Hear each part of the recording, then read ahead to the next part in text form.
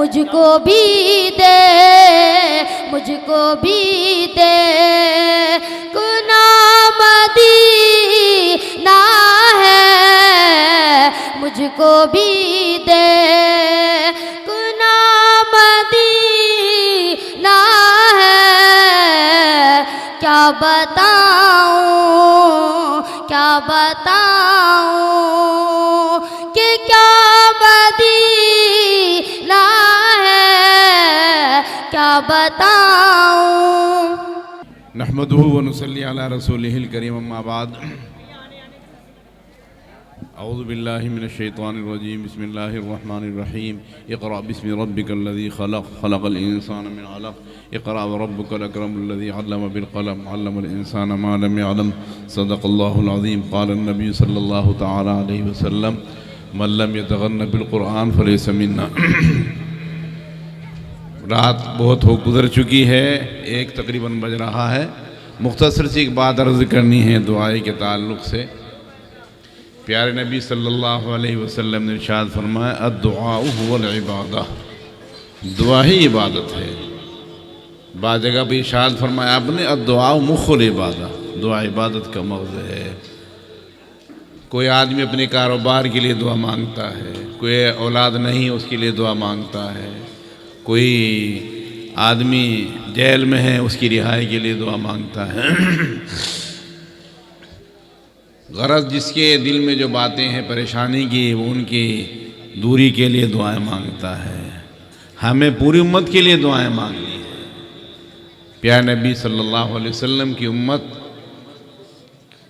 جتنی بھی ہے سب کے لیے دعائیں مانگنی ہیں۔ مسلمانوں کے لیے دعائیں مانگنی ہے، اللہ ان کا خاتمہ اور ہم سب کا خاتمہ ایمان پر فرما دے، اور پوری امت کے لیے مانگنی ہے، اللہ سب کو ایمان کی دولت سے مالا مال فرما دے۔ مانگیں گے بھائی انشاءاللہ۔ اللہ سبحانہ و تعالیٰ کو اپنی مخلوق سے بڑا پیار ہے۔ جو اللہ کی مخلوق سے پیار کرے گا اللہ سبحانہ و تعالیٰ کو اس سے بھی پیار ہو جائے گا۔ اگر ہم یہ چاہتے ہیں ہمارا اللہ ہم سے پیار کرے تو اللہ کی مخلوق سے ہمیں پیار کرنا ہوگا۔ اللہ ہمیں اپنے مخلوق سے پیار کرنے کی توفیق دے دے، اس سے پیار کرنے والا بنا دے۔ پیار کی ایک صورت یہی ہے کہ ہم دعائیں مانگتے رہیں، اور خاص طور پر ایمان پر خاتمے کی ضرور دعائیں مانگے۔ عمر فاروق اللہ تعالیٰ عنہ کا واقعہ مختصر سا حضرت قاضی ثناء اللہ پانی پتی رحمۃ اللہ علیہ نے تفسیر میں ذکر کیا ہے۔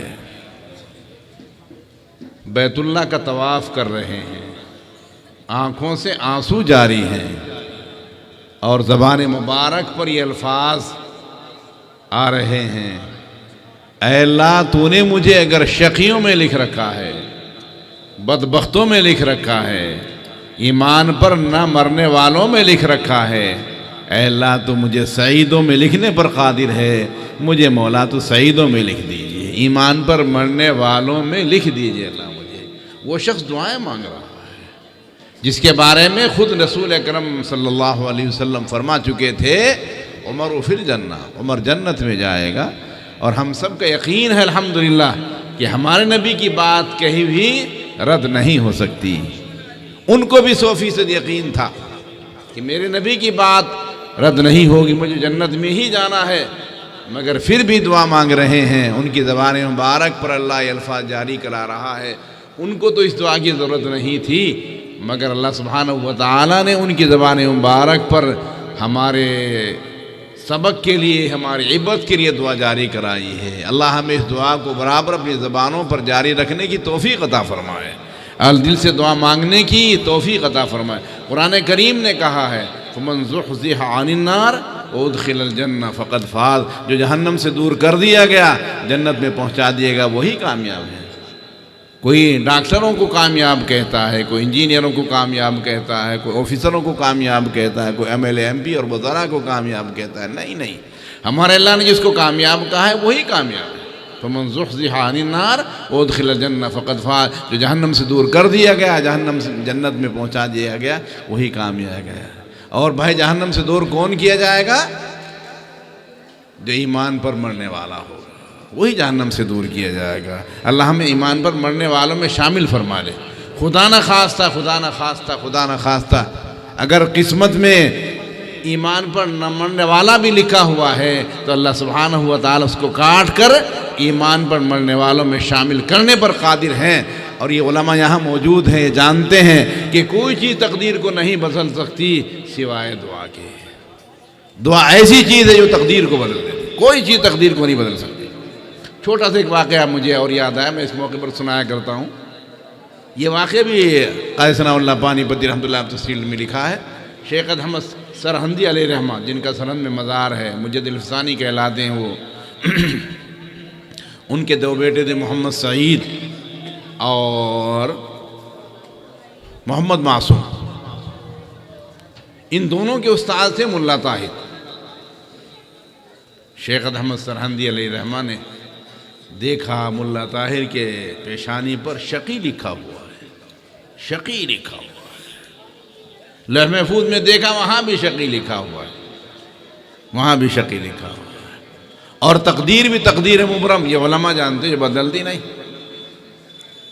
حضرت کی زبان سے بیٹوں کے سامنے نکل گیا کہ بھائی تمہارا استاد ایمان پر نہیں مرے گا، اس کا خاتمہ ایمان پر نہیں ہوگا۔ میں یہ کہا کرتا ہوں یہاں کہ شاگردوں کو اپنے استاد سے جو محبت ہوتی ہے وہ اتنی ہوتی ہے کہ بسا اوقات اولاد کو اپنے باپ سے نہیں ہوتی۔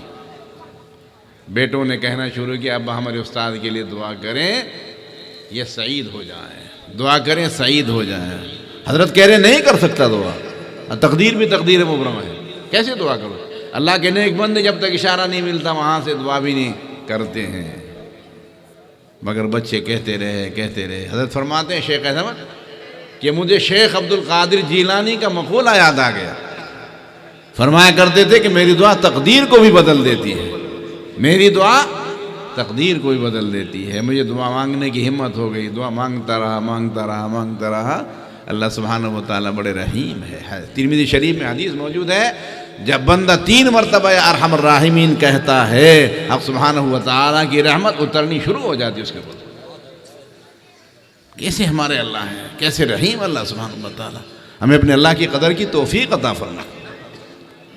تو فرماتے ہیں کہ اللہ سبحانہ و تعالیٰ نے میری دعا قبول فرما لی، پیشانی پر بھی سعید لکھا گیا اور لوح محفوظ میں بھی سعید لکھا گیا۔ یہ ہیں اللہ سبحانہ و تعالیٰ، اور یہ کوئی تعجب کی بات نہیں ہے، ان اللہ کے نیک بندوں کو نظر آ جایا کرتا۔ ہمارے شیخ رحمۃ اللہ علیہ سنایا کرتے تھے کہ میں بیمار ہوں، بس یہ میری آخری بات ہے، بیمار ہو گیا میں نے حضرت نائم صاحب مولانا رسول اللہ صاحب سے پہنچائی بات کہ حضرت میں بیمار ہو رہا، حیضہ ہو جاتا تھا، اس زمانے میں حیضے میں آدمی مر جاتا تھا، علاج وغیرہ ہوتے نہیں تھے۔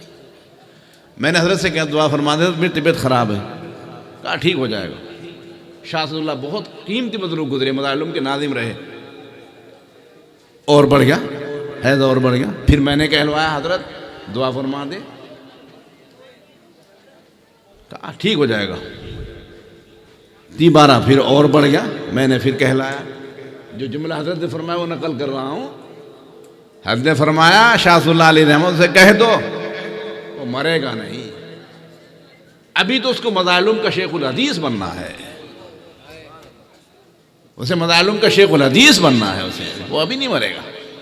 ان اکابر کو ہمارے حضرت شیخ فرمایا کرتے ان کے بارے میں کہ بڑے میاں عرش الہی کو دیکھ کر بولتے تھے، شاہ اللہ علیہ رحمہ عرش الہی کو دیکھ کر بولا کرتے تھے۔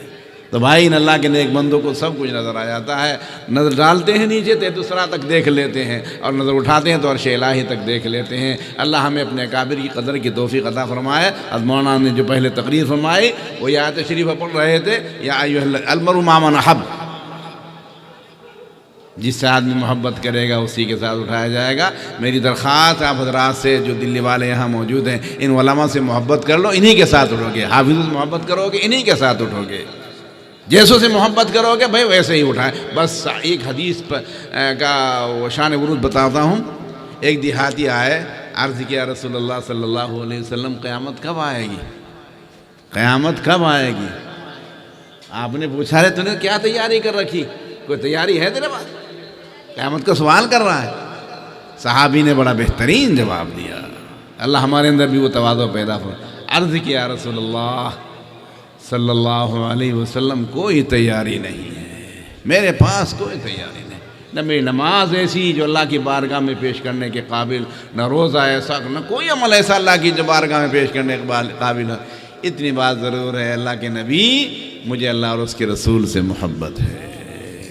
مجھے اللہ اور اس کے رسول، بس یہ بات میرے پاس ہے، میرے پاس اور کوئی سرمایہ نہیں، یہ سرمایہ میرے پاس ہے، مجھے اللہ اور اس کے رسول سے محبت ہے۔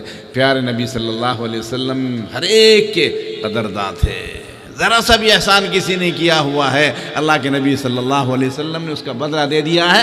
آخری زندگی میں آپ نے فرمایا تھا میں نے سب کا بدلہ دے دیا ہے، کسی کا احسان میرے ذمہ باقی نہیں رہا ہے، صرف ابو بکر ابن قحافہ کے، اس کا بدلہ تو اس کو اللہ ہی دے گا، میں اس کا بدلہ نہیں دے سکا ہوں۔ تو اس کے بارے میں، ان کے بارے میں، اعرابی کے بارے میں جو فرمایا آپ نے، انہوں نے چونکہ دعویٰ کیا تھا مجھے اللہ اور اس کے رسول سے محبت ہے، کیسا جملہ ارشاد فرمایا جو ہم سب کے کام آنے والا ہے۔ اللہ کے نبی صلی اللہ علیہ وسلم نے ارشاد فرمایا المرء مع من احب، اگر تمہیں اللہ اور اس کے رسول سے محبت ہو تو یاد رکھو جس سے جو محبت کرے گا وہ اسی کے ساتھ اٹھایا جائے گا۔ اللہ ہمیں اپنے نبی اور اپنے رسول صلی اللہ علیہ وسلم سے محبت نصیب فرمائے۔ الحمد لله خلق السماوات والأرض وجعل الظلمات والنور ثم الذين كفروا بربهم يعدلون والذي خلقكم من طين ثم قضى أجلا وأجل مسمى عنده ثم أنتم تمترون وهو الله في السماوات وفي الأرض يعلم سركم وجهركم ويعلم ما تكسبون سبحانك اللهم وبحمدك وتبارك اسمك وتعالى جدك ولا إله غيرك اللهم صل على محمد كما صليت على إبراهيم وعلى آل إبراهيم إنك حميد مجيد اللهم بارك على محمد وعلى آل محمد كما باركت على إبراهيم وعلى آل إبراهيم إنك حميد مجيد اللهم صل على محمد كلما ذكره الذاكرون وكلما غفل عن ذكره الغافلون اللهم صل على محمد أفضل صلواتك یا اللہ اس اجلاس کو قبول فرما، فضل سے مولا قبول فرمائیے۔ اللہ ہم سب کی شرکت کو اس اجلاس میں ہماری نجات کا ذریعہ بنائیے۔ بڑی قیمتی مجلس ہے، اس مجلس کا قرآن کریم سے تعلق اور جوڑ ہو گیا ہے۔ قرآن کریم بڑا ہے، آپ کی ذات اقدس سے نکلا ہوا ہے، آپ بڑے ہیں، آپ کا کلام بھی مولا بڑا ہے۔ اس کی نسبت پر جو لوگ یہاں جمع ہوئے ہیں وہ بھی بڑے ہو گئے ہیں۔ اللہ اپنے فضل سے ہماری اس میں شرکت کو ہماری نجات کا اور مغفرت کا ذریعہ بنا دیجیے، ہماری نجات کا اور مغفرت کا ذریعہ بنائے۔ یا اللہ ہم سب کے اپنی رضا کے فیصلے فرما دیں، آپ کی رضا کی بھیک مانگ رہے ہیں، اپنی رضا کے ہم سب کے لیے اور پوری امت مسلمہ کے لیے فیصلے فرما دیں۔ آپ کی محبت کی بھیک مانگ رہے ہیں، اپنی اور اپنے حبیب صلی اللہ علیہ وسلم کی محبت کی بھیک ہمیں عطا فرما دیجیے۔ یا اللہ اپنا فضل فرما دے، اپنا کرم فرما، ہمارے بیماروں کو تندرستیاں عطا فرما دے، صحت عطا فرما دے، جو جیلوں میں مولا انہیں رہائی عطا فرما دے، جو مقدمات میں الجھے مولا باعزت بری فرما دے۔ اللہ جو بے روزگار ہیں انہیں حلال روزگار عطا فرما دے، ہم سب کو مولا حلال روزی عطا فرما، حرام روزی کے حبے سے ہماری حفاظت فرما۔ مولا اپنے فضل سے ہمارے مدرسوں کی، مسجدوں کی، خانقاہوں کی، جماعتوں کی، گھروں کی، کاروبار کی حفاظت فرما۔ اے اللہ حفاظت فرما، اپنے کرم سے حفاظت فرما۔ اے اللہ یہ دعا ہے، قرآن کریم کے پورا ہونے پر آپ کا وعدہ ہے، پیارے نبی صلی اللہ علیہ وسلم کا فرمایا ہوا ہے، قرآن کریم کے پورا ہونے کے موقع پر ایک دعا قبول کرتا ہوں۔ یا اللہ ہم مانگتے ہیں ہمارا جینا بھی ایمان کامل پر رہے اور مولا مرنا بھی ایمان کامل پر ہو جائے۔ ہم مولا اپنے لیے بھی مانگتے ہیں، پوری امت مسلمہ کے لیے مانگتے ہیں، سب کا مرنا ایمان کامل پر ہو جائے۔ اس کا فیصلہ فرما دیں، سارے انسانوں کو ہدایت عطا فرما دیں، سارے انسانوں کو مولا ہدایت عطا فرما دیں۔ اللہ سب کو ہدایت عطا فرما دیں، اچانک موت سے مولا پناہ عطا فرمائیو۔ اللہم ربنا حاضرین کی جائے تمنا اور مرادوں کو مولا پورا فرما۔